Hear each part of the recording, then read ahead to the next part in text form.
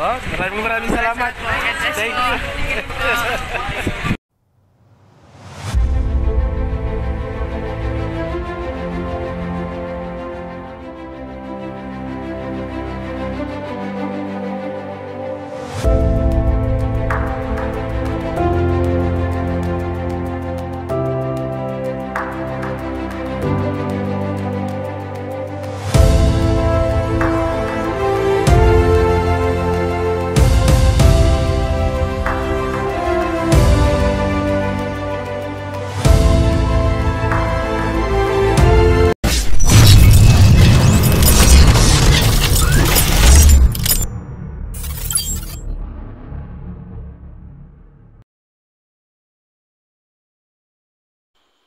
Hello guys, welcome to my YouTube channel. This is Kuya Potpot Vlog at meron tayong isang reaction video po, no. Ito yung sigaw o paalaala, no, o sinabi ni Kalingap Edu sa kanyang nakaraang live, no, kung saan may sinabi siya tungkol sa mga basher. At yan, bago tayo magsimula ay mag-shoutout po muna tayo, no. May galap shoutout po sa manang Kalingap na si Kuya Bal Santos Matubang, Ate Edna Vlogs, Kalingap Rab, sa po ng kanyang mga kasamahan. At syempre may galap shoutout po sa lahat sumusuporta sa buong Team Kalingap. Isang mapagpalang umaga po, tanghali o gabi mga Kalingap, saan man kayong sulok ng mundo naroroon. Naway lagi po ang gabayan ng ating poong may kapal.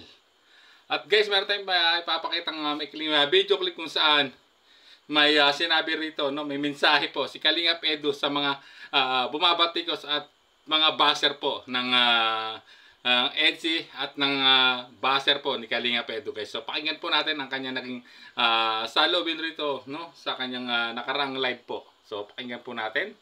Bakit ayaw magsalita tungkol kay Mariel? Wala guys, kailangan sabihin, no? Labas siya sa vlog.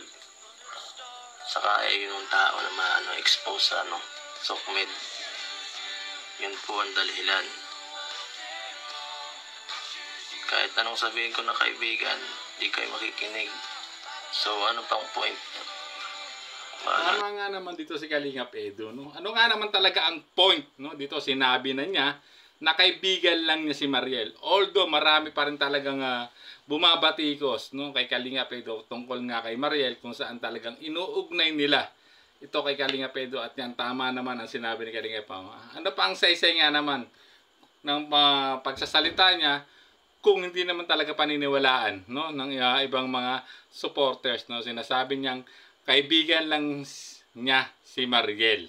So dito tahasang sinabi na niya, no, may nabasa kasi siya sa kanya sa comment na bakit hindi pa daw siya magsalita. Ngunit ayan, no, sinagot na niya malinaw na kaibigan lang niya si Mariel, no, kahit anong paliwanag niya, kung hindi ito paniniwalaan ng mga ibang sumusuporta, no, yung nagsasabing solid Edsi or solid Kalingap Edu sila, na wala na po siyang magagawa, no, itong si Kalingap Edu, kahit nagpaliwanag na, nagsalita na siya, ngunit yung iba ay may agam-agam pa rin para paniwalaan itong sinabi ni Kalingap Edu. So sundan pa natin ang kanyang sinabi rito. Okay guys, magbasa na lang kayo ng Biblia. Patay oras. Yung mga basher na kung ano pinagsasabi, mga yan, mga maraming time sa buhay lalo na't sikat, syempre, pag sikat, maraming kaibigan at maraming humahanga. Maraming gusto makisawsaw. Normal lang na mas maraming taong nakahalabilo sa taong sikat. Madaming gusto maki-extra. Tandaan nyo, alam nyo po yung ganun, di ba? Daming gustong kumuha ng atensyon kapag sikat. Tama yun. Kaya ganun talaga. Normal lang po yung bashing. Kaya hayaan nyo na. So ayan, napakinggan nyo, no? Agad naiinis siya at sinabi niya na magbasa na lang ng Biblia yung mga nambabasa kanya o yung mga kritiko niya, no? Para pamatay oras, no? At talagang hindi niya talaga, no? Hindi niya masisisi kung maraming nakikisawsaw, no? Nakikiride o nakikihype, no, dahil nga po sikat, no, at may pinag-uusapan nga siya sa social media na alam natin talaga na famous po sa Kalingap itong si Kalingap Edu, no. Hindi naman natin talaga ito may tatanggi. Talagang dito ay tatahasang yung sinabi, no, kasi sikat siya, famous, no, nakilala siyang social media influencer, Kalingap charity vlogger. talagang maraming talagang ibabatong pagpupuna itong mga kritiko niya, no, na talagang hindi naman niya talaga pinapansin, tulad ng sinabi niya na magbasa na lang ng Biblia itong mga basher niya, na talagang dito nilinaw na niya yung issue ng kay Mariel, na kaibigan niya lang, no, nasa mga nakapanood na lang ng kanyang live, no, nakarang live, no, ng kanyang nakaraang live, kung paniniwalaan nila o hindi. At dito malinaw na malinaw nang sinabi niya na kaibigan lang niya, no, at hindi labas na sa vlog, no. So dapat dito ay talagang sa tahasan niya ng sinabi, no, which is tama naman, no. Wala namang sigurong masama kung kaibigan niya itong si Mariel, no. Para sa akin, at kung talagang totoong sumusuporta ka kay Kalingap Edu, ay paniwalaan mo nila, no, yung kanyang naging tugon no, tungkol dito sa issue, no. Although talagang marami pa rin until now, no, na naglalabas ang issue, no, dito patungkol kay Mariel, na talagang nakikita naman nila natin sa social media, or even ka Kuya Bal Santos Matubang, di ba, sinabi na niya na plano niyang kausapin o one-in-one interview itong si Mariel para matuldo ka ng lahat, matuldo ka na itong mga isyong ibinabato po kay Kalingap Edu at sa EDC, dahil talaga namang medyo nakakaapekto na, dahil marami nang nakikisawsaw, marami nang pumapasok sa mga live na mga haters po o kritiko ni Kalingap Edu, na talagang binabatikos talaga siya o nagbibigay ng negatibong komento laban po kay Kalingap Edu, laban sa EDC, no. Talagang niraratel nila yung mga isipan ng mga solid supporters po ng EDC, no. Pero napakagandang no, itong sinabi ni Kalingap Edu, no, na magbasa na lang ng Biblia, pamatay oras, no, dito sa mga basher, para malinawan ang kanilang mga puso't isipan, para tigilan na nila ang pambabatikos, no, laban kay Kalingap Edu. At nakita nyo na parang hindi na pinapansin ni Kalingap Edu itong mga kritiko niya, no. Although talagang grabe na, paingay na ng paingay, at talagang mayroon pang nanahimik na reaksyonan ko, pero nagbabalik at nag-iigay na naman na basher ni Kalingap Edu. So sa mga totoong at solid supporters po ni Kalingap Edu at ng EDC, no, patuloy natin silang suportahan.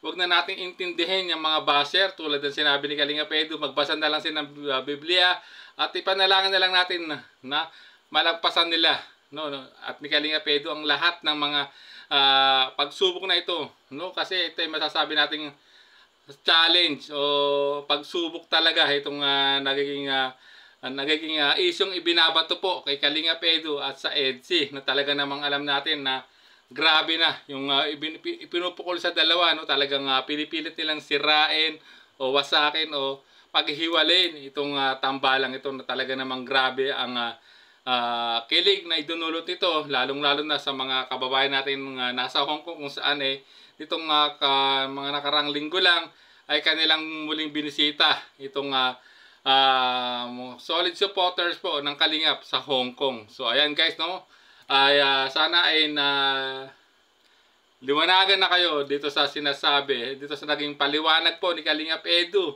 na kaibigan lang niya si Mariel, at wala na, no, no more no less, no, no string attached, ika nga.